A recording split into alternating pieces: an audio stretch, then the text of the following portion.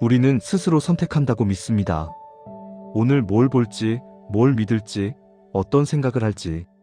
전부 내 의지라고요. 그런데 이상한 일이 있습니다.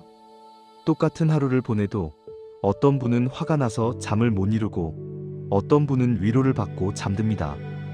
같은 뉴스를 봐도 누군가는 세상이 끝날 것 같다고 느끼고 누군가는 별일 아니라고 생각해요. 왜 이런 차이가 생길까요? 우리가 원래 그런 성격이어서일까요? 아니면 아침에 폰을 켜서 본 유튜브 첫 화면이 달랐기 때문일까요? 누군가는 분노를 부르는 영상을 먼저 봤고 누군가는 위로가 되는 영상을 먼저 봤다면요. 여기서 질문 하나를 던져봅니다. 내 생각이 내 하루를 만드는 걸까요? 아니면 알고리즘이 보여준 화면이 내 생각을 만드는 걸까요? 유튜브와 구글은 정보를 만들어내진 않습니다. 하지만 분명히 정보를 정렬합니다. 무엇을 먼저 보여줄지, 무엇을 뒤로 밀어둘지, 무엇을 계속 추천할지. 그리고 그 순서가 우리가 사는 현실의 느낌을 바꿉니다. 오늘 영상은 이걸 한 문장으로 정리합니다. 알고리즘은 검색 기술이 아니라 현실을 편집하는 방식이다. 지금부터 저는 세 가지를 아주 단순하게 보여드릴 거예요. 첫째, 알고리즘이 실제로 어떤 목표로 움직이는지. 둘째, 그 목표가 우리의 믿음과 선택을 어떻게 바꾸는지. 셋째, 이게 왜 단순한 기술 문제가 아니라 철학의 문제인지. 그리고 마지막에는 이 시리즈 전체를 관통하는 5가지 질문을 던지고 끝낼 겁니다. 진실은 사실인가? 아니면 자주 보이는 것인가? 권력은 명령인가? 아니면 환경을 바꾸는 것인가? 자유는 선택하는 것인가? 아니면 선택지를 받는 것인가? 좋은 알고리즘은 클릭을 늘리는 것인가? 아니면 해를 줄이는 것인가? 잘못됐을 때 책임은 누구에게 있는가? 이건 거창한 이야기 같지만 사실은 아주 개인적인 이야기입니다. 내 하루를 누가 편집하고 있는지, 그 편집권을 나는 어디까지 넘기고 있는지, 그걸 확인하는 이야기니까요. 자, 시작해봅시다. 먼저 아주 간단한 장면부터요. 유튜브를 켰을 때 여러분은 정말로 보고 싶은 것을 찾아서 보나요? 아니면 첫 화면에 뜬 것 중에서 그냥 손가락이 먼저 움직이나요? 구글도 비슷합니다. 검색창에 단어를 넣지만 사실 우리가 보는 건 정보가 아니라 순서예요. 1번, 2번, 3번. 대부분은 그 안에서 결론을 내려버립니다. 시간이 없어서요. 세상에서 제일 설득력 있는 논리는요, 시간이 없어입니다. 그런데 바로 그 시간이 없다는 상태가 알고리즘이 가장 잘 작동하는 조건이기도 합니다. 우리가 빨리 결론을 내릴수록 화면의 순서가 생각의 순서가 되니까요. 여기서 오늘의 첫 번째 핵심을 잡아봅시다. 알고리즘은 콘텐츠를 만드는 게 아니라 우리의 주의력을 어디로 향하게 할지 결정합니다. 주의력은 생각보다 강력합니다. 우리가 무엇을 보느냐가 무엇을 중요하다고 느끼는지를 결정하고 무엇을 중요하다고 느끼는지가 무엇을 믿는지로 이어지기 때문입니다. 그러면 알고리즘은 정확히 어떻게 움직일까요? 엄청 복잡해 보이지만 원리는 의외로 단순합니다. 4단계로 정리할 수 있어요. 첫째, 목표를 정합니다. 유튜브나 구글이 우리를 괴롭히려고 목표를 정하는 게 아닙니다. 보통은 이렇게 말하죠. 사용자에게 더 유용하게, 더 만족스럽게, 더 안전하게, 그리고 서비스를 오래 쓰게. 서비스를 오래 쓰게. 이 말은 참 다정한 듯 현실적인 말이죠. 둘째, 신호를 모읍니다. 우리가 무엇을 눌렀는지, 얼마나 봤는지, 어디서 나갔는지, 다시 돌아왔는지, 반복해서 봤는지, 관심 없음을 눌렀는지, 신고가 있었는지, 이런 것들이 전부 신호가 됩니다. 그러니까 화면은 조용한데 화면 뒤는 바쁩니다. 셋째, 학습합니다. 어떤 패턴이 사람들의 만족을 높이는지, 어떤 조합이 더 유용하다고 느끼게 하는지, 어떤 내용이 문제를 일으키는지, 이걸 통계와 모델이 학습합니다. 우리보다 부지런히 우리를 공부하는 셈이죠. 넷째, 실험으로 고칩니다. A/B 테스트라고 하죠. 어떤 방식이 더 나은지 실제 사람들에게 보여주고 비교합니다. 그래서 계속 바뀝니다. 어제와 오늘의 화면이 달라지는 이유가 여기에 있습니다. 이 4단계를 한 문장으로 줄이면 이렇습니다. 사람이 방향을 정하고 기계가 속도를 낸다. 사람이 방향을 정한다는 건 유튜브나 구글이 무엇이 좋은 경험인지 기준을 먼저 세운다는 뜻입니다.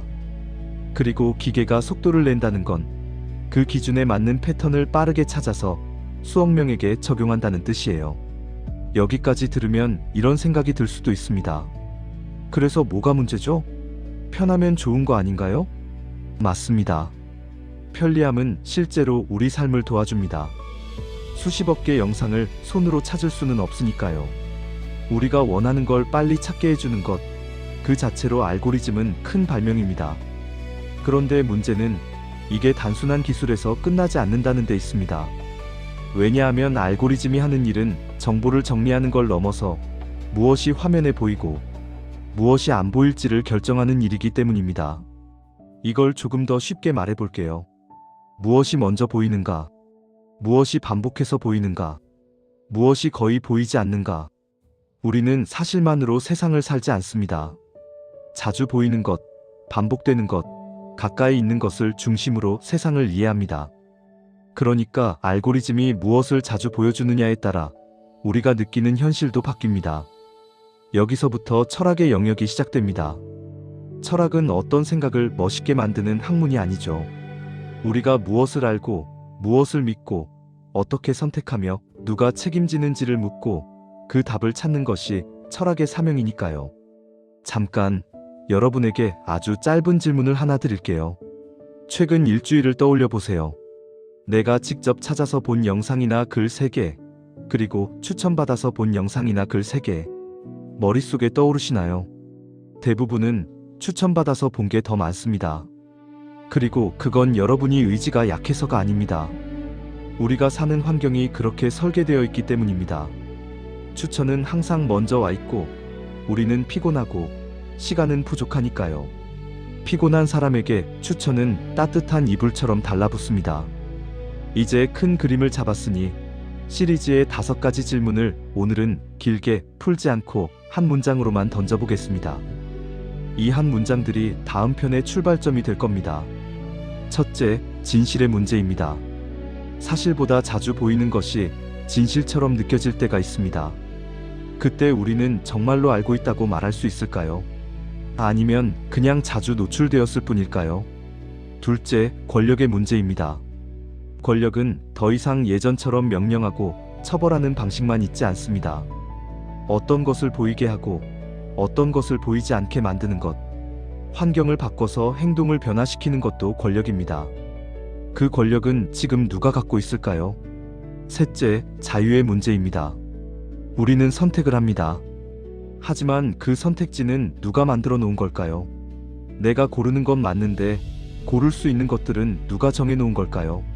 넷째, 윤리의 문제입니다. 플랫폼이 어떤 목표를 향해 최적화할 때 그 최적화의 목표가 인간에게 정말 좋은 방향일까요? 혹시 자극적이고 빠른 반응을 유도하는 쪽이 구조적으로 더 유리하진 않을까요? 다섯째, 책임의 문제입니다. 사람이 방향을 정하고 기계가 속도를 냅니다. 그런데 결과가 나빠졌을 때 책임은 누구에게 있을까요? 회사일까요? 알고리즘일까요? 아니면 그 안에서 클릭한 사용자일까요? 이 질문들은 거대한 담론처럼 들릴 수 있습니다. 하지만 결국은 아주 작고 개인적인 경험에서 출발합니다.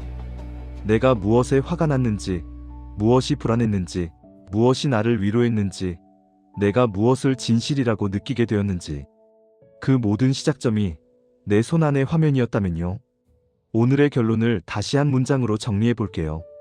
알고리즘은 정보를 만드는 게 아니라 정보가 보이는 순서를 만들어낸다.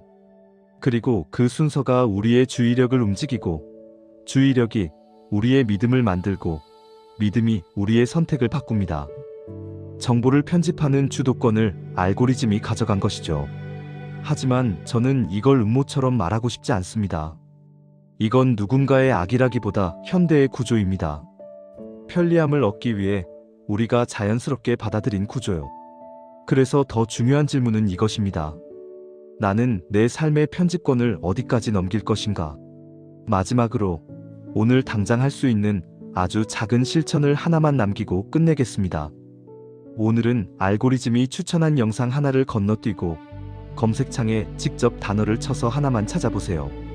내가 스스로 찾은 것 하나가 내 하루의 분위기를 얼마나 바꾸는지 한 번만 확인해 보는 겁니다. 그리고 다음 편에서는 이 시리즈의 첫 번째 심화로 들어갑니다. 진실은 사실인가? 아니면 보이는 것인가? 진리가 아니라 랭킹이 우리의 현실을 만들 때 우리는 무엇을 믿어야 하는가를 인식론적인 시각으로 담론하겠습니다. 오늘도 쉽지 않은 하루를 잘 살아내신 당신께 진심 어린 칭찬을 드립니다. 구독과 좋아요 한 번씩 눌러주시면 함께 보는 인생노트 철학 이야기 곧 다시 찾아뵙겠습니다. 내일도 행복한 하루 되시길 진심으로 기원합니다.